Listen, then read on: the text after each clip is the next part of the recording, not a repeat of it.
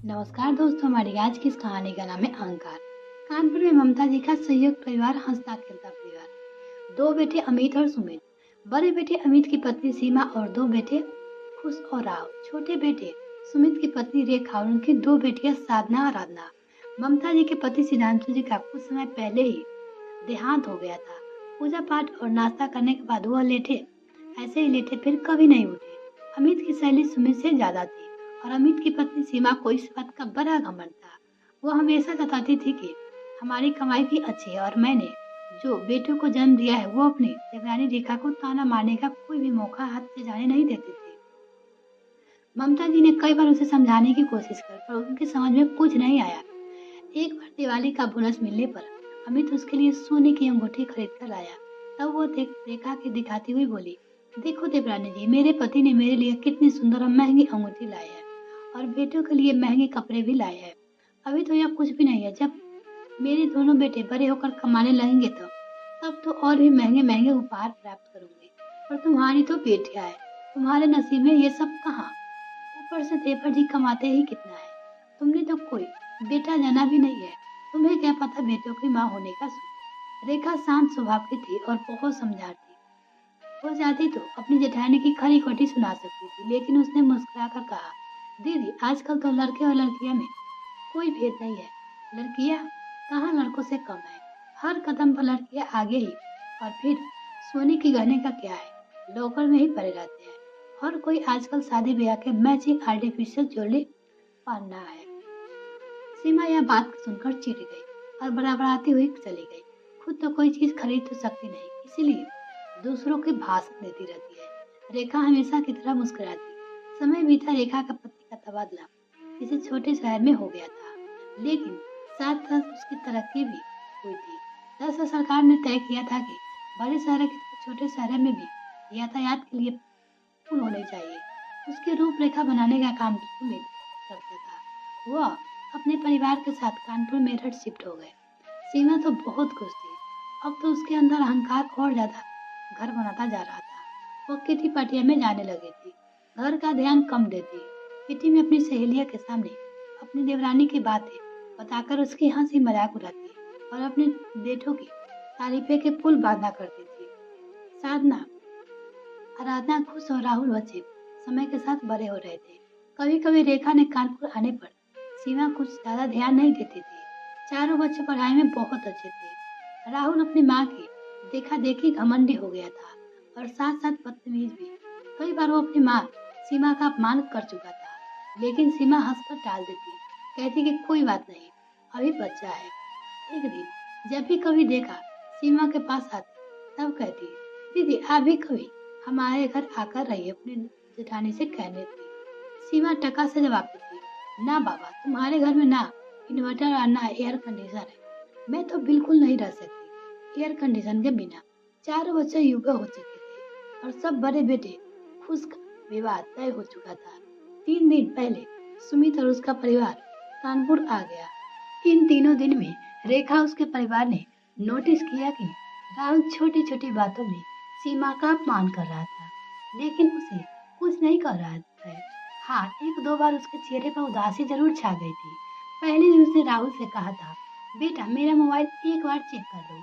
पता नहीं क्यों उसे ठीक से आवाज नहीं आ रही है।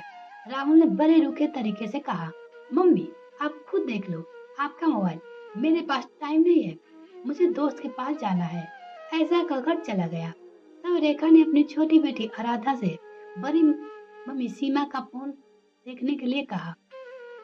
आराधना ने उनके फोन की आवाज को एडजस्ट कर दिया।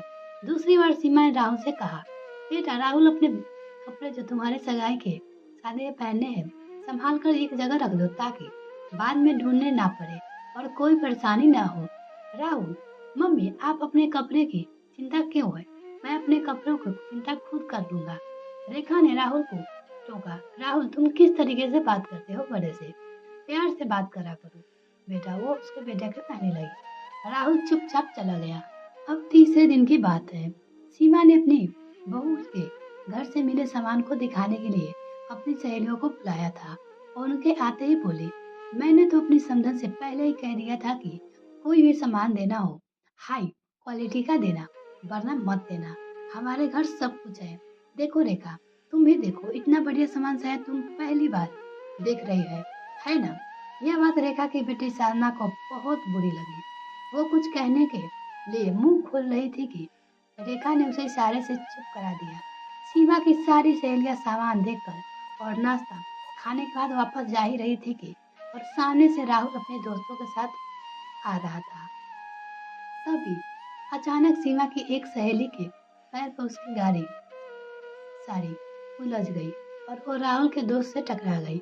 उसे लड़के ने उसे संभालने के बजाय उसे धक्का देते हुए कहा, यू इडियट ओल्ड लेडी, अंधी हो क्या?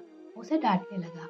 उस औरत को बहुत गुस्सा आया और उसने खड़े होकर उस लड़के को एक तमाचा लगा दिया। तब राहुल बीच में आ गया और चिल्लाने लगा, मम्मी अपनी इस बुढ़ी सहेली को समझाओ, वरना मुझसे बुरा कोई नहीं होगा। इसने मेरे दोस्त का पर हाथ क्यों उठाया? सीमा तुम्हारे दोस्त ने इनका अपमान किया है, क्या तुमने देखा नहीं? राहुल, मम्मी आप इतनी साइड लेकर ठीक नहीं कर रही है, मैं आपको भी देख लूंगा। वो अपनी मम्मी को भी धमकी देने लगा। अब साधना से रहा न गया। उसने राहुल से कहा, राहुल एक तो तुम अपनी दोस्त से बदतमीजी दिखाई दे रहे हो और ऊपर से तुम सबके सामने अपनी माँ का अपमान कर रहे हो। यह किस तरीके से बात कर रहे हो? क्या आंटी जी जानबूझकर तुम्हारे दोस्त से टकराई थी? तुम्हारे दोस्त ने उन्हें गिराने से बचाया नहीं और ऊपर से उन्हें अंधी ही बोला है, फिर भी तुम उसकी साइड लेकर बड़ी मम्मी का अपमान कर रहे हो। वैसे भी हम सब से आए हैं तुम्हारा व्यवहार देख रहे हैं, कभी भी तुम बड़ी मम्मी से प्यार से बात नहीं करते हो। वो उसे बोलने लगे। राहुल चिल्लाया, तुम बीच में मत पड़ो, मेहमान हो और मेहमान की तरह रहो। साधना, नहीं मैं गलत नहीं बोलूंगी और यह मेरी बड़ी माँ है और इनका अपमान नहीं सहूंगी। तुम और तुम्हारा दोस्त है, अभी बड़ी मम्मी से और आंटी जी से माफी मांगो, वरना वो कहने लगी। राहुल, वरना क्या कर लोगे तू? साधना, वरना हम सब साथ साथ है। दादी और खुश भैया खुद भी अपनी शादी में नहीं जाएंगे, तुम भी चले जाना अपने दोस्तों के साथ। क्यों? खुश भैया, दादी ने पूरे परिवार ने खुश के साधना का साथ दिया। राहुल अपने बड़े भाई को खुश से बहुत प्यार करता था और वो उसकी शादी का माहौल खराब नहीं करना चाहता था और मन ही मन उसने अपने दोस्त के ऊपर बहुत गुस्सा आ रहा था। उसने माफी मांगने की अपनी भलाई समझी। राहुल और उसके दोस्त ने सबने माफी मांगी और अगले दिन सुखपूर्वक विवाह संपन्न हुआ। इसके साथ साथ सीमा का अहंकार भी टूट चुका था। अब उसे अपनी देवयानी सेवा रेखा की परवरिश पर अपनी दोनों बेटियां की साधना और आराधना पर गर्व था।